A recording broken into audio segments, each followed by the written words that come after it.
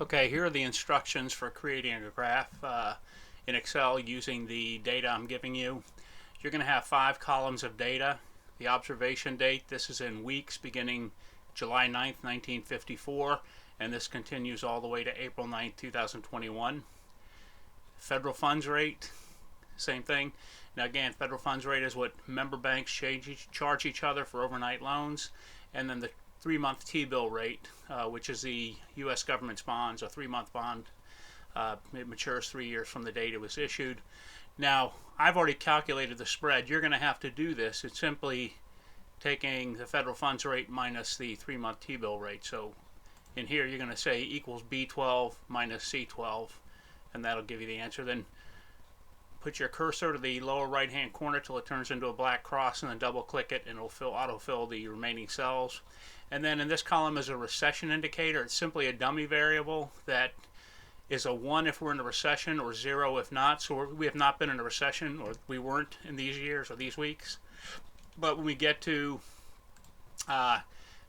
September 13th, 1957 is the first week, we'll see that we were in a recession, and therefore it's indicated by this 1, and we'll see why we're using this and what we're going to do with it. So after you've calculated the spread, then you're going to want to highlight everything in these 2 columns, beginning with the header row. So from D11, and I'm going to highlight, click on D11 and then scroll down here, hold down my shift key while I click on this cell here, 1, and now I have both columns highlighted. So I have columns for the spread and the recession. Now there are a couple ways of doing this. We're going to do it one way. This is a Mac. If you're using a PC, it might be a little different, but you want to find Insert, and then we want to enter a line chart. We want to click on this line chart here, and this will give us this graph right here. Now right click on the white part right next to chart title and click on Move Chart, and you can name it whatever you want. We're going to name it, let's just name it Chart 3. Redo that again, Move Chart, rename it Chart 3, and now we have our chart. And this is what we're going to be working with to try to make something a little nicer than this here. So the first thing I want to do, I want to put my cursor till it turns to an arrow on the orange line. And I'm going to right click this, and I want to change the chart type to a column. And now I have these columns. Next thing I want to do is just click on any one of these orange columns, and I want to right click it, choose Format Data Series, and I want to click on Secondary Axis right here. And this will give us a little more, you will see what we're going to be doing now. Remember, whenever we're in a recession, there's a 1. When it's not, it's a 0. And so a column chart with 0 is just down here. You're not going to see it. This tells us that this is a period when we were in a recession. And that's really what we're doing with this line. Next thing I want to do is I want to narrow this gap width to 0. Now normally, depending on which one we're using, these lines, it wouldn't look like they're a bunch of lines combined together. It would actually look like one thick column. However, it doesn't always work that way with Excel, but this is what we want. And then I want to change the color. So I'm going to click on this pale up here for fill, click on the fill, and I'm going to use a grayish color, grayish blue. I might even make it a little transparent. Let me go 20% transparent. You can do whatever you want. You don't have to make it transparent. That just makes it lighter. It's really up to you. What I don't want is this is so thick that I can't see the line through it. So if you get something really thick, it's harder to see the line. If you get something so light, you're not going to really see much. But I just need something that will show me will indicate where the recession was. So we'll go with 39. Let's do 40% for this here. Now once I'm done with that, I want to right click on my axis, my right axis, and I'm going to click Format Axis. And the first thing I want to change, notice this does not go all the way to the top. Well, we want it to. So where we see maximum, I'm going to click this and just get rid of this so we have 1. And now the maximum is 1, and notice we go all the way to the top of the graph. And I want your recession indicators to go all the way to the top. Now we need to get rid of this. We don't really need the axis, we just needed it so we could fix this. So what I'm going to do is come down to tick marks here, and where it says major type and outside, I'm going to click none. and then where it says labels, it says next axis, I want to say none, and now we've gotten rid of the axes. So now we have a basic overview of what we're going to be fixing with this. Now down here we just have dates. This is each row number. We don't want that. We want dates. So I'm going to click on this right line here, the blue line, and I'm going to click select data. Now if you have a Mac, you're going to have a dialog box down here. You're going to go to the dialog box to the right where it says horizontal category axis labels, and you'll click, I believe it's edit, and you'll find this dialog box here, the same thing. Click on this little box until it scrolls to the top. Now I want to highlight everything in this column A from A12 on. Do not do the label for this, but from A12 all the way to the last row of dates, which is 3495. Hold my shift key and then click here, and now I have my dates all lined up here. Now the dates are going to be every 2 years, it looks like, so it's going 7/9/2006, 7/9/2008, so every 2 years, which is fine. Let me click on this first and just make it bold. I like to have my data bold, it's easier to see. I'm going to right click now on the axis, and I'm going to say format axis. And we can see that it is every 2 years. Now you can change that. You don't really want to do every 1 year. If you do, there's just too much there. If you were to do, say, every 4 years, then it's it's really not getting much data at all. So every 2 years looks to be pretty good. I'm going to revert back to 2 years here, and now I have my data for every 2 years. Now, one thing you may want to do, notice that this is 0 because we end up in negative territory. This means that the 3-month T-bill rate was higher than the federal funds rate. So there are certain times that we see that. So this is negative, and you may not want the dates here, this axis label here, and especially when you can't really see much here. So I'm going to go over to labels, and I'm going to click on here. I'm going to put it low, and now it moves it to the bottom of the chart, and now these lines aren't it's not interfering with the data that I'm trying to look at, and you can still see the 0 line there. Now, one thing I might want to do, it's up to you on this one, you could add major grid lines, and this simply tells you, so between each one is a 2-year period, and it really does help you to understand where these periods are, and you can see when it peaked, where the federal funds rate peaked relative to the 3-month Treasury bill, or even where the 3-month Treasury bill peaked more than the federal funds rate.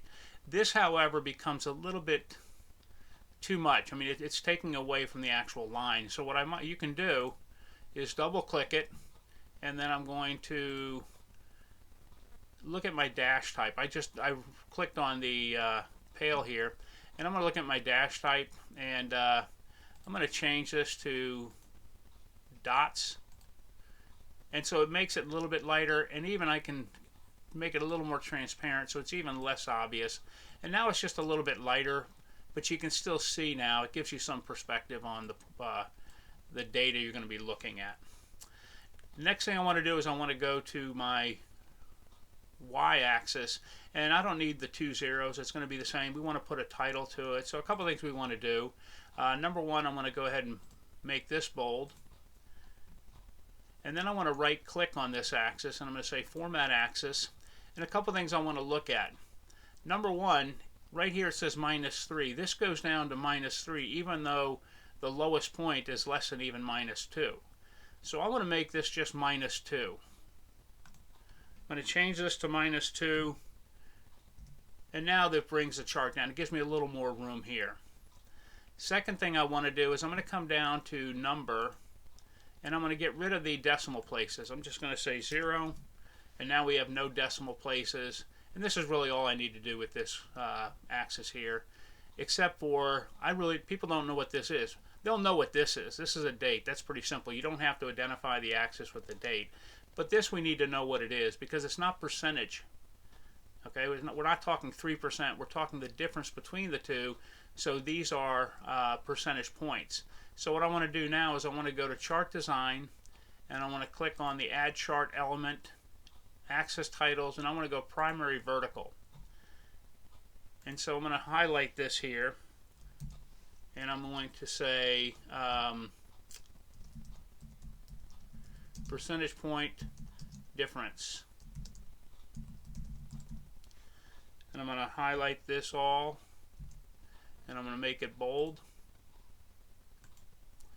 And now it shows up pretty well. Now we see it's a percentage point difference. So 3 percentage point differences, 4 percentage point differences, and that works a little, works better.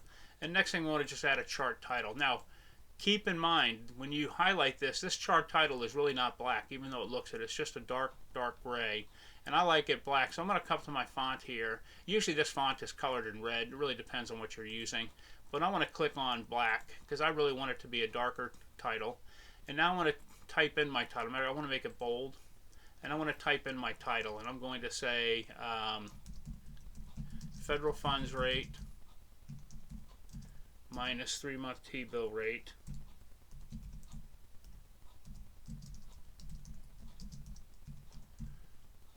And then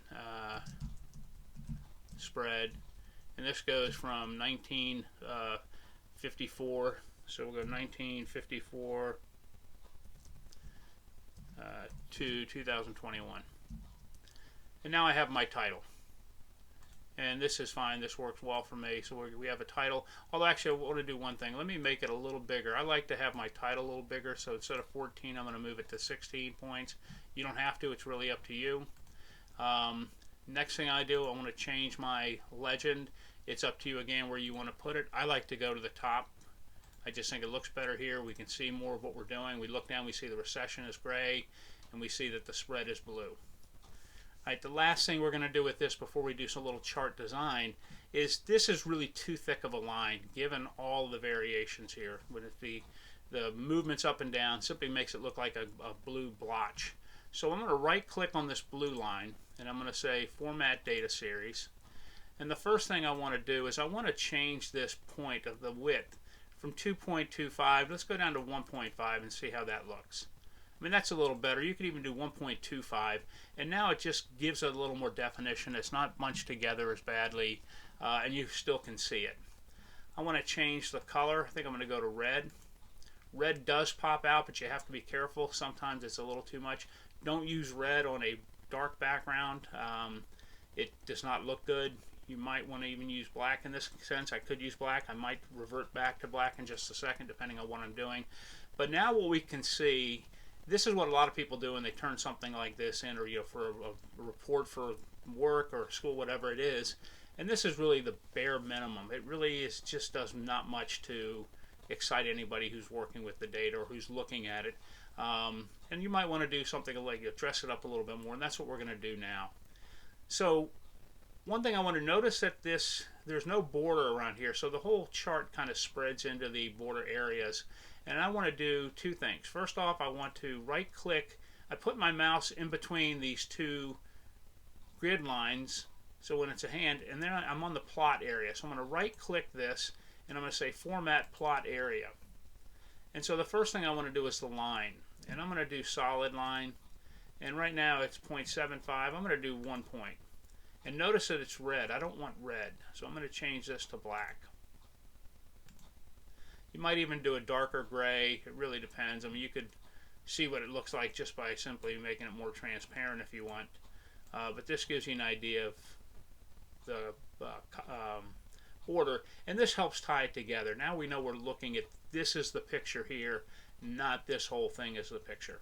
We want to look at the picture. Keep in mind, a graph is telling a story, and that's the picture we want to look at. Next thing I want to look at now is the plot area, and there are a couple things you can do. One is, we'll click on Picture and Texture Fill.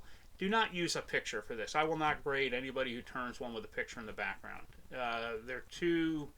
It's too confusing. It doesn't really identify things. Usually students put something idiotic in the picture, and unfortunately I hate to say it, but just do either a texture or I'll show a gradient fill. This one is a simple tissue paper. You can simply make it a little more transparent if you want, so it lightens it. It's really up to you. If you use something like this, This is not necessarily the best color then. You might not want a blue color for the grid line, for the recession bars. So I can click on this and say Format Data Series here and change the recession bar colors from this bluish color to even a gray color, something like that. It kind of stands out a little more. It's really up to you if you want to do that. Another one that I do use a lot when we look at the plot area, so I'll come back to Format Plot Area. So once in a while I'll use the what's called newsprint, and that's this here. And again, I'm going to make it a little more transparent. The newsprint is actually kind of a black thing. It just gives you, it's a little black and white, what like newsprint used to look like anyway. This just gives you a texture. There's nothing more than a texture, and given what we're doing with this, that's fine. It's basically a horizontal line. Yes, there are periods where it goes up and down, but for the most part, we're looking at a horizontal line. There's not much we have to define. But let's say you were doing a report. You're the director of sales for your company, and you're doing a report, and you really want to emphasize that sales have gone up over the past year. So two things. Number one, you want to look at your scale on the y-axis here. Let's say it started here from 0 to 7, and we're talking about $1 million. So 0 to 7 million, and you sold between $4 and $7 million. Well, that's going to be a line that looks, if you go all the way down to 0, that's going to be a line that kind of looks like this. But if you were to start with 4, so 4 was down here, then it would be a much steeper line because now your scale is different. And there's nothing wrong with doing that. I mean, somebody might call you out on it, but you really want to make that upward slope and you want to emphasize it. The other thing you can do, your eye is attracted to or drawn to light. And so one thing, if you can make an upper right hand corner a little bit brighter without making it obvious, then the eye is drawn to looking upward and automatically emphasizes things have been going upward. On the other hand, if you want to look at number of lost customers and was going downward, you might put the emphasis in the lower right hand corner. But I'm going to show you how to do something like this. We're going to start off, we're going to right click again, and actually we don't have to, we're already here, so we're just going to go to gradient fill. Now here's gradient fill. This is not looking good at all. You have 4 tabs right here on the gradients. You can add more if you want. You can take some away. It really depends. I'm going to keep these 4 for right now. And let me just start with one thing I'm going to do first for this, and then we'll go to the light part. So if I click on any tab, I can change the color for that part of the grid. So I'm going to click on this first tab, and I'm going to choose a little bit darker blue. I'm going to go to this blue here. And this gives me some blue coloring at the top. And then I'm going to click on the next tab, and I'm going to do the same thing, but I'm going to do a little lighter blue. I don't want this one. Let me do this one here. I can bring it down a little bit if I want. I want to make it so it's not, you don't see a sharp line here. You can do these sometimes there's a sharp line like right here. You don't want that. You want it to bleed in as best you can. That gives a little emphasis. Here I'm going to do the lightest blue, and this allows me to move this up a little bit to make it a little lighter. And then down here I just did a little bit of an orange. If you ever look at a horizon, you see the sky is very dark blue, and then as you move down it's a little lighter blue. And then on the very edge, this is a little bit too much. I want to bring this down some. At the edge of the horizon, it becomes a brighter orange. And this is just a mimicking of nature of some sort. And again, I'm not saying you have to do this. I'm just giving you some idea of graphing. If you want to do different things, you have this gradient fill. Now, suppose I wanted this right side to be, a right corner to emphasize that with light. I'm just going to keep the color. But what I would do is I would come over here and use my change the angle,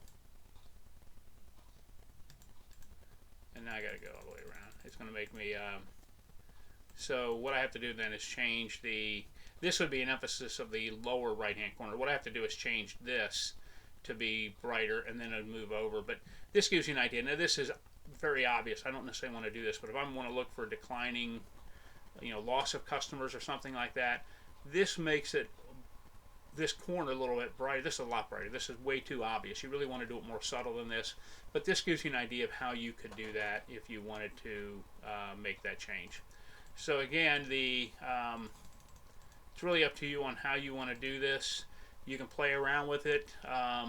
What I want to see is just working with some of these backgrounds. You do have solid fill if you wanted to use it. The pattern fills I'm not a big fan of, but you do have some pattern fills if you want to do something like this. They really don't look that great. It's certainly not for this. It's a little too industrial for me, so I'd go back to the gradient fill or the texture fill. You can do either one. Just work with them, see how well it works out, and the whole idea of this is to play around and just experiment with doing a graph. Once you're done, you'll turn this in.